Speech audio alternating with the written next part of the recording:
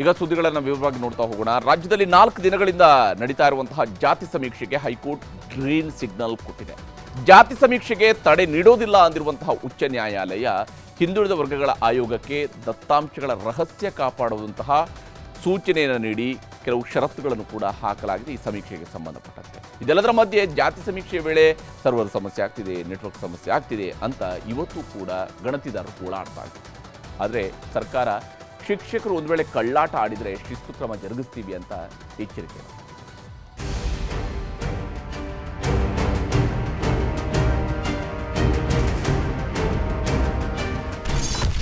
ಜಾತಿ ಸಮೀಕ್ಷೆ ಮಾಡಲು ಸರ್ಕಾರಕ್ಕೆ ಗ್ರೀನ್ ಸಿಗ್ನಲ್. ಆಯೋಗಕ್ಕೆ ಕೆಲ ಷರತ್ತುಗಳನ್ನು ವಿಧಿಸಿದ ಹೈಕೋರ್ಟ್. ಕಳೆದೊಂದು ವಾರದಿಂದಲೂ ಸರ್ಕಾರಕ್ಕೆ ಜಾತಿ ಗಣತಿಯ ವಿಚಾರದಲ್ಲಿ ಹೈಕೋರ್ಟ್ಗೆ ಸಲ್ಲಿಕೆಯಾಗಿದ್ದ ರಿಟ್ ಅರ್ಜಿಗಳು ತಲೆನೋವು ತಂದಿದ್ದವು. ಆದರೆ ಇಂದು ಹೈಕೋರ್ಟ್ನಿಂದ ರಾಜ್ಯ ಸರ್ಕಾರಕ್ಕೆ ಬಿಗ್ ರಿಲೀಫ್ ಸಿಕ್ಕಿದೆ. 3 ದಿನಗಳ ಸುದೀರ್ಘ ವಾದ ಪ್ರತಿವಾದಗಳನ್ನು ಆಲಿಸಿದ ಹೈಕೋರ್ಟ್ ಸಮೀಕ್ಷೆಗೆ ತಡೆ ನೀಡಲು ನಿರಾಕರಿಸಿದೆ. ಆದರೆ ಸಮೀಕ್ಷೆ ಮಾಡುತ್ತಿರುವ ರಾಜ್ಯ ಹಿಂದುಳಿದ ವರ್ಗಗಳ ಆಯೋಗಕ್ಕೆ ಒಂದಷ್ಟು ಷರತ್ತುಗಳನ್ನು ವಿಧಿಸಿದೆ. ದತ್ತಾಂಶವನ್ನ ಸರ್ಕಾರ ಸೇರಿದಂತೆ ಯಾರಿಗೂ ಬಹಿರಂಗಪಡಿಸಬಾರದು. ದತ್ತಾಂಶದ ಗೌಪ್ಯತೆಯನ್ನ ಆಯೋಗ ರಕ್ಷಿಸಬೇಕು. ಸಮೀಕ್ಷೆ ಬಗ್ಗೆ ಸಾರ್ವಜನಿಕರಿಗೆ ಅರಿವು ಮೂಡಿಸಬೇಕು. ಆಯೋಗ ಸಮೀಕ್ಷೆ ಬಗ್ಗೆ ಸಾರ್ವಜನಿಕ ಪ್ರಕಟಣೆ ಹೊರಡಿಸಬೇಕು. ಜನರು ಸ್ವಯಂ ಪ್ರೇರಿತವಾಗಿ ಸಮೀಕ್ಷೆಯಲ್ಲಿ ಭಾಗವಹಿಸಬಹುದು. ಮಾಹಿತಿ ನೀಡುವುದು ವ್ಯಕ್ತಿಯ ಸ್ವಯಂ ಪ್ರೇರಿತ ನಿರ್ಧಾರ. ಜನರು ಸ್ವಯಂ ಪ್ರೇರಣೆಯಿಂದ ನೀಡಿದರಷ್ಟೇ ಮಾಹಿತಿ ಪಡೆಯಬೇಕು. ಮಾಹಿತಿ ನೀಡುವಂತೆ ಯಾವುದೇ ಒತ್ತಡ ಹಾಕಬಾರದು ಎಂಬೆಲ್ಲ ಷರತ್ತುಗಳನ್ನು ಕೋರ್ಟ್ ವಿಧಿಸಿದೆ. ಮಧ್ಯಂತರ ಆದೇಶ ಕೊಡಲಿಕ್ಕೆ ಬರೋದಿಲ್ಲ ಅಂತ ಹೇಳಿ ಆ ಮೂಲಕ ಈಗ ರಾಜ್ಯದಲ್ಲಿ ನಡೆಯುತ್ತಿರುವ ಸಾಮಾಜಿಕ ಮತ್ತು ಶೈಕ್ಷಣಿಕ ಸಮೀಕ್ಷೆಯನ್ನು ತಡೆ ಹಿಡಿಯುವ ಪ್ರಕ್ರಿಯೆ ಇಲ್ಲದೆ ಇರೋದರಿಂದ ಕರ್ನಾಟಕ ರಾಜ್ಯ ಹಿಂದುಳಿದ ವರ್ಗಗಳ ಆಯೋಗದ ಈ ಒಂದು ಬೃಹತ್ ಸಮೀಕ್ಷೆ ಮೇಸ್ಟ್ರುಗಳಿಗೆ ರಜೆ ಇದೆ. ಆ ರಜೆ ಕಾಲದಲ್ಲಿ ಅವರು ಮಾಡಿ ಸಮೀಕ್ಷೆಯನ್ನು ಮಾಡಿ ಮುಗಿಸ್ತಾರೆ. ಸೋ ದಟ್ ಶಾಲಾ ಕಾಲೇಜುಗಳಿಗೆ ರಜೆ ಕೊಡುವ ಅವಶ್ಯಕತೆ ಬೀಳೋದಿಲ್ಲ. ಎಲ್ಲ ವಕೀಲರ ವಾದ ಪ್ರತಿವಾದಗಳಿಗೆ ಸರ್ಕಾರದ ಅಡ್ವೊಕೇಟ್ ಜನರಲ್ ಉತ್ತರ ಕೊಟ್ಟರು. ಈಗ ಹಿಂದುಳಿದ ವರ್ಗಗಳ ಆಯೋಗ ನಡೆಸುತ್ತಿರುವುದು ಕರ್ನಾಟಕ ರಾಜ್ಯದ ಸಾಮಾಜಿಕ ಮತ್ತು ಶೈಕ್ಷಣಿಕ ಸಮೀಕ್ಷೆ ಮಾತ್ರ. ಇದು ರಾಜ್ಯದ ಜಾತಿ ಗಣತಿ ಅಲ್ಲವೇ ಅಲ್ಲ ಎಂದು ಸ್ಪಷ್ಟಪಡಿಸಿದ್ರು. ಆಧಾರ್ ಮಾಹಿತಿ ಗೌಪ್ಯತೆ ಬಗ್ಗೆ ಹೇಗೆ ಸಂರಕ್ಷಣೆ ಮಾಡುತ್ತಾರೆ, ಯಾರು ಮಾಡುತ್ತಾರೆ ಎಂಬುದರ ಬಗ್ಗೆ ನಾಳೆ ಬೆಳಿಗ್ಗೆ ಅಫಿಡವಿಟ್ ಸಲ್ಲಿಕೆ ಮಾಡಲಾಗುವುದು ಎಂದು ಕೋರ್ಟ್ ಗಮನಕ್ಕೆ ತಂದರು. ಇದನ್ನ ಪರಿಗಣಿಸಿದ ಹೈಕೋರ್ಟ್ನ ವಿಭಾಗೀಯ ಪೀಠ ಮುಂದಿನ ವಿಚಾರಣೆಯನ್ನ ಡಿಸೆಂಬರ್ ಮೊದಲ ವಾರಕ್ಕೆ ಮುಂದೂಡಿತು. ಜಾತಿ ಸಮೀಕ್ಷೆಗೆ 108 ಸಮಸ್ಯೆ. ನೆಟ್ವರ್ಕ್, ಸರ್ವರ್, ಆಪ್ ತಲೆಬಿಸಿ. ಜಾತಿ ಸಮೀಕ್ಷೆಗೆಂದು ಮೊಬೈಲ್ ಹಿಡ್ಕೊಂಡು ಟೋಪಿ ಹಾಕ್ಕೊಂಡು ಮನೆಗಳಿಗೂ ಹೋಗ್ತಿದ್ದಾರೆ ಸಮೀಕ್ಷಾದಾರರು. ಹೀಗೆ ಹೋದವರಿಗೆ ದಿನದಿನವೂ ಸಂಕಷ್ಟಗಳು ಕಾಡುತ್ತಲೇ ಇವೆ. ಕಲಬುರಗಿ ಜಿಲ್ಲೆಯಲ್ಲಿ ಆಗಿರುವ ಸಮಸ್ಯೆಗಳು ಹೀಗಿವೆ. ಕಲಬುರಗಿ ಗಣತಿ ಕಾರ್ಯಕ್ಕೆ ಸರ್ವರ್ ಸಮಸ್ಯೆ ಕಾಡುತ್ತಿದೆ. ಗಣತಿ ಕಾರ್ಯ ಮಾಡಲಾಗದೆ ನೂರಾರು ಗಣತಿದಾರರು ತಾಲೂಕು ಪಂಚಾಯಿತಿ ಕಚೇರಿಗೆ ವಾಪಸ್ ಬಂದಿದ್ದಾರೆ. ಸರ್ವರ್ ಸಮಸ್ಯೆಯಾದ ಕಾರಣಕ್ಕೆ UHID ಮತ್ತು ಲೊಕೇಶನ್ಗೆ ಮ್ಯಾಚ್ ಆಗುತ್ತಿಲ್ಲ. ಆಪ್ನಲ್ಲಿ ಸಾಕಷ್ಟು ತಾಂತ್ರಿಕ ಸಮಸ್ಯೆಗಳು ಎದುರಾಗಿದೆ. ಅಲ್ಲದೆ ತರಬೇತಿಯನ್ನೇ ನೀಡದ ಹಿನ್ನೆಲೆಯಲ್ಲಿ ಪರದಾಡುವಂತಾಗಿದೆ ಎಂದು ಸರ್ಕಾರದ ವಿರುದ್ಧ ತೀವ್ರ ಆಕ್ರೋಶ ಹೊರಹಾಕ್ತಿದ್ದಾರೆ.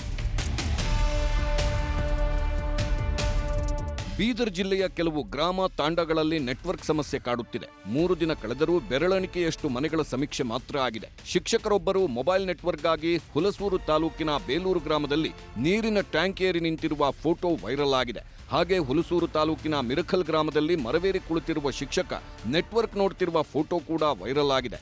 ನೆಟ್ವರ್ಕ್ ಇದ್ದ ಕಡೆ ಸರ್ವರ್ ಡೌನ್, ಎರಡೂ ಇದ್ದ ಕಡೆ OTP ಬರೋದು ವಿಳಂಬ. ಹೀಗೆ ಹಲವು ಸಮಸ್ಯೆಗಳು ಕಾಡುತ್ತಿವೆ. ಇನ್ನು ದಸರಾ ಹಬ್ಬದಲ್ಲಿ ಸರ್ಕಾರ ಶಿಕ್ಷಕರನ್ನ ಅಮಾನವೀಯವಾಗಿ ನಡೆಸಿಕೊಳ್ಳುತ್ತಿದೆ ಎಂದು ಶಿಕ್ಷಕರು ದೂರಿದ್ದಾರೆ. ಸರ್ಕಾರದ ವಿರುದ್ಧ ಆಕ್ರೋಶ ವ್ಯಕ್ತಪಡಿಸಿ ಗದಗ ತಾಲೂಕಿನ ಹುಲಕೋಟಿ ಗ್ರಾಮದ ಶಿಕ್ಷಕ NS ಹಿರೇಗೌಡ್ರ ಬರೆದಿರುವ ಪತ್ರವೊಂದು ವೈರಲ್ ಆಗಿದೆ. ದಸರಾ ರಜೆಯಲ್ಲಿ ಶಿಕ್ಷಕರಿಗೆ ಗಣತಿ ಕಾರ್ಯ ಕೊಡಲಾಗಿದೆ. ಶಿಕ್ಷಕರನ್ನ ನಡೆಸಿಕೊಳ್ಳುತ್ತಿರುವ ರೀತಿ ಅಮಾನವೀಯವಾಗಿದೆ. ತಾಂತ್ರಿಕ ಸಮಸ್ಯೆಯೂ ಅಯೋಮಯವಾಗಿದೆ. ಸಮೀಕ್ಷೆ ಮುಂದೂಡಿದ್ರೆ ಭೂಮಿ ಬಿರಿಯುವುದಿಲ್ಲ, ಆಕಾಶ ಕಳಚಿ ಬೀಳುವುದಿಲ್ಲ ಎಂದು ಪತ್ರ ಬರೆದಿದ್ದಾರೆ. ನಾನೊಬ್ಬ ಶಿಕ್ಷಕನಾಗಿ ತಮ್ಮಲ್ಲಿ ಮನವಿ ಮಾಡಿಕೊಳ್ಳುವುದು ಇಷ್ಟೇ. ಎಲ್ಲ ಶಿಕ್ಷಕ ವರ್ಗದವರು ಸಂಭ್ರಮದಿಂದ ನವರಾತ್ರಿ ದಸರಾ ಹಬ್ಬವನ್ನು ಆಚರಿಸಲು ತಾವು ದಯವಿಟ್ಟು 8-10 ದಿನಗಳವರೆಗೆ ಅನುವು ಮಾಡಿಕೊಡಿ. ಇನ್ನೊಂದು ಕಡೆ ಜಾತಿ ಗಣತಿ ಮಾಡಲು ತಾಂತ್ರಿಕ ಸಮಸ್ಯೆಯಾಗುತ್ತಿದೆ ಎಂದು ಚಿಕ್ಕಬಳ್ಳಾಪುರ ತಾಲೂಕು ಕಚೇರಿ ಬಳಿ ಶಿಕ್ಷಕರು ಆಕ್ರೋಶ ಹೊರಹಾಕಿದ್ದಾರೆ. UHID ಮೂಲಕ ಮನೆಗಳನ್ನು ಗುರುತಿಸಲು ಸಾಧ್ಯವಾಗದೆ ಪರದಾಡಬೇಕಾಗಿದೆ. ಜಿಯೋ ಟ್ಯಾಗ್ ಮನೆಗಳ ಬಳಿ ನ್ಯಾವಿಗೇಟ್ ಆಗುತ್ತಿಲ್ಲ. ವಿಶೇಷ ಚೇತನ ಶಿಕ್ಷಕರನ್ನು ನೇಮಕ ಮಾಡಿರುವ ಕುರಿತು ಬೇಸರ ಹೊರಹಾಕಿದ್ದಾರೆ. ಮನೆಗಳನ್ನು ಗುರುತಿಸುವಲ್ಲಿ ತೀವ್ರ ತೊಡಕು, ಸಮಯ ವ್ಯರ್ಥವಾಗುತ್ತಿರುವುದು. ಬಾಗಲಕೋಟೆಯಲ್ಲಿ ಸಮೀಕ್ಷಾದಾರರು ಪ್ರತಿಭಟನೆ ಮಾಡಿದ್ದಾರೆ. ಆಪ್ ಅಪ್ಡೇಟ್, ಸರ್ವರ್ ಸಮಸ್ಯೆ, ವಿಶೇಷ ಚೇತನ ಶಿಕ್ಷಕರ ನಿಯೋಜನೆ ಸೇರಿ ಹಲವು ಸಮಸ್ಯೆ ವಿರುದ್ಧ ಆಕ್ರೋಶ ಹೊರಹಾಕಿದ್ದಾರೆ. ಕಳ್ಳಾಟ ಮಾಡೋ ಸಮೀಕ್ಷಾದಾರರಿಗೆ ಶಾಕ್. ಸಮೀಕ್ಷೆಯಿಂದ ತಪ್ಪಿಸಿಕೊಂಡರೆ ಶಿಸ್ತು ಕ್ರಮ. ಈ ಮಧ್ಯೆ ಸಮೀಕ್ಷೆಯಲ್ಲಿ ಪಾಲ್ಗೊಳ್ಳದ ಗಣತಿದಾರರ ವಿರುದ್ಧ ಕ್ರಮಕ್ಕೆ ಸರ್ಕಾರ ಮುಂದಾಗಿದೆ. ಕರ್ತವ್ಯಕ್ಕೆ ಹಾಜರಾಗದ ಸಮೀಕ್ಷಾದಾರರ ವಿರುದ್ಧ ಶಿಸ್ತು ಕ್ರಮ ಕೈಗೊಳ್ಳುವ ಅಧಿಕಾರವನ್ನ ಹಿಂದುಳಿದ ವರ್ಗಗಳ ಆಯೋಗಕ್ಕೆ ನೀಡಲು ಕ್ಯಾಬಿನೆಟ್ ನಿರ್ಧಾರ ಮಾಡಿದೆ.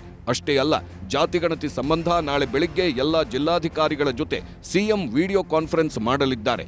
ಸಮಸ್ಯೆಗಳನ್ನು ಬಗೆಹರಿಸಿ ಎಲ್ಲರನ್ನೂ ಸಮೀಕ್ಷೆಗೆ ಬಳಸಿಕೊಳ್ಳುವಂತೆ ಜಿಲ್ಲಾಧಿಕಾರಿಗಳಿಗೆ ತಾಕೀತು ಮಾಡಲಿದ್ದಾರೆ. ಕರ್ನಾಟಕ ರಾಜ್ಯ ಹಿಂದುಳಿದ ವರ್ಗಗಳ ಆಯೋಗದ ವತಿಯಿಂದ ಕೈಗೊಳ್ಳಲಾಗಿರುವ ಸಮೀಕ್ಷಾ ಕಾರ್ಯದಲ್ಲಿ ಯಾರು ಆದೇಶದ ಪ್ರಕಾರ ಕೆಲಸಕ್ಕೆ ಹಾಜರಾಗೋದಿಲ್ಲ ಅವ್ರ ಮೇಲೆ ಕ್ರಮ ಕೈಗೊಳ್ಳುವುದಕ್ಕೆ ಅಧಿಕಾರವನ್ನು ಪರ್ಟಿಕ್ಯುಲರ್ಲಿ GBAಯಲ್ಲಿ ಗ್ರೇಟರ್ ಬ್ಯಾಂಗ್ಳೂರ್ ಅಥಾರಿಟಿಯಲ್ಲಿ ಈ ಭಾಗದಲ್ಲಿ ನೀಡಲಾಗಿದೆ. ಜಿಲ್ಲಾಧಿಕಾರಿಗಳು, ಜಿಲ್ಲಾ ಪಂಚಾಯಿತಿಯ ಮುಖ್ಯ ಕಾರ್ಯನಿರ್ವಾಹಕರು ಯಾರು ನಿರ್ದೇಶನಗಳನ್ನು ಪಾಲನೆ ಮಾಡೋದಿಲ್ಲ ಅಂಥವ್ರ ಮೇಲೆ ಕ್ರಮ ತೆಗೆದುಕೊಳ್ತೀವಿ ಅಂತ ಕ್ರಮ ತೆಗೆದುಕೊಳ್ಳೋದಕ್ಕೆ ಸಂಬಂಧಪಟ್ಟ ಅಧಿಕಾರಿಗಳಿಗೆ ಅಧಿಕಾರ ಕೊಟ್ವಿ. ಎಲ್ಲೆಲ್ಲಿ ಈಗೇನು ಅಂಥದ್ದು ಯಾವುದೂ ಇಲ್ಲ. ಈ ಮಧ್ಯೆ ಜಾತಿಗಣತಿ ವಿಚಾರವಾಗಿ ರಾಜಕೀಯ ಮೇಲಾಟಗಳು ಜೋರಾಗಿವೆ. ಸರ್ಕಾರದಲ್ಲಿ ಗೊಂದಲ ಸೃಷ್ಟಿಯಾದಾಗ ಜಾತಿ ವಿಚಾರ ಮುನ್ನೆಲೆಗೆ ಬರುತ್ತೆ ಅಂತಾರೆ ವಿಜಯೇಂದ್ರ. ಅದಕ್ಕೆ ಟಕ್ಕರ್ ಕೊಟ್ಟಿರುವ ಕೈನಾಯಕರು ಸಮಾಜದ ಎಲ್ಲಾ ವರ್ಗಗಳಿಗೂ ಸಮಾನ ಅವಕಾಶ ಸಿಗಬೇಕೆಂಬುದೇ ಸಮೀಕ್ಷೆಯ ಆಶಯ ಎಂದರು. ಯಾವಾಗ ರಾಜ್ಯ ಸರ್ಕಾರದಲ್ಲಿ ಗೊಂದಲ ಸೃಷ್ಟಿ ಆಗ್ತದೆ, ರಾಜ್ಯದಲ್ಲಿ ಅಭಿವೃದ್ಧಿ ಆಗ್ತಾ ಇಲ್ಲ ಅಂತೇಳಿ ಜನ ಉಗಿತಾರೆ ಸರ್ಕಾರಕ್ಕೆ, ಆ ಸಂದರ್ಭದಲ್ಲಿ ಈ ರೀತಿ ಗೊಂದಲಗಳನ್ನ ಜಾತಿ ಜನಗಣತಿ ಅಂತ ಹೇಳ್ಕೊಂಡು ಗೊಂದಲಗಳನ್ನ ಸೃಷ್ಟಿ ಮಾಡುವಂಥದ್ದು. ನಾನು ಎಲ್ಲರಿಗೂ ರಿಕ್ವೆಸ್ಟ್ ಮಾಡ್ಕೊಳ್ತಾ ಇದ್ದೀವಿ, ಈಗ ಎಲ್ಲರಿಗೂ ಅವಕಾಶ ಸಿಗಬೇಕು. ಹಿಂದೆ ಕೆಲವೆಲ್ಲ ಕೂಗಿತ್ತು, ನಮ್ಮನ್ನು ಬಿಟ್ಬಿಟ್ಟಿದ್ದಾರೆ ಅಂತ ಹೇಳ್ತಾ ಇದ್ರು.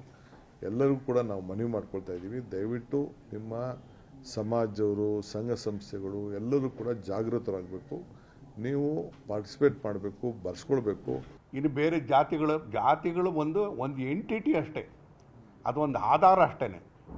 ಅದು ಬಿಟ್ಟರೆ ಈಗೇನಾಗಿದೆ ಅಂದರೆ ಎಲ್ಲರೂ ಕೂಡ ಜಾತಿ ಬಗ್ಗೆನೇ ಮಾತಾಡ್ತಾರೆ. ಜಾತಿ ಸಮೀಕ್ಷೆ ಅಂತೇಳಿ ವ್ಯಾಖ್ಯಾನ ಮಾಡ್ತಿದ್ದಾರೆ. ಇದು ತಪ್ಪು. ಈ ಎಲ್ಲ ಬೆಳವಣಿಗೆಗಳ ಮಧ್ಯೆಯೇ ಕಾಂಗ್ರೆಸ್ ಹಿಂದುಳಿದ ನಾಯಕರು ಸಮೀಕ್ಷೆ ಪರ ನಿಂತು ಒಗ್ಗಟ್ಟು ಪ್ರದರ್ಶಿಸಿದ್ದಾರೆ. ಖಾಸಗಿ ಹೋಟೆಲ್ನಲ್ಲಿ ಸಭೆ ಮಾಡಿರುವ ಸಚಿವರು, ಶಾಸಕರು, MLCಗಳು ಸರ್ಕಾರದ ಸಮೀಕ್ಷೆ ಪರ ನಿಂತಿವೆ. ಹಿಂದುಳಿದ ಜಾತಿಗಳಲ್ಲಿ ಸಮೀಕ್ಷೆ ಪರವಾಗಿ ಅಭಿಪ್ರಾಯ ಮೂಡಿಸುವ ಬಗ್ಗೆ ಜಾಗೃತಿ ಕಾರ್ಯಕ್ರಮ ಹಮ್ಮಿಕೊಳ್ಳಲು ನಿರ್ಧರಿಸಲಾಗಿದೆ. ಆದರೆ ಸಮೀಕ್ಷೆ ಶುರುವಾದ ಮೇಲೆ ನಡೆಸುವ ಜಾಗೃತಿಯಿಂದ ಎಷ್ಟರ ಮಟ್ಟಿಗೆ ಈಗ ಎದ್ದಿರುವ ಗೊಂದಲಗಳು ಬಗೆಹರಿಯುತ್ತವೆ ಎಂದು ನೋಡಬೇಕಿದೆ. Bureau report, news 18.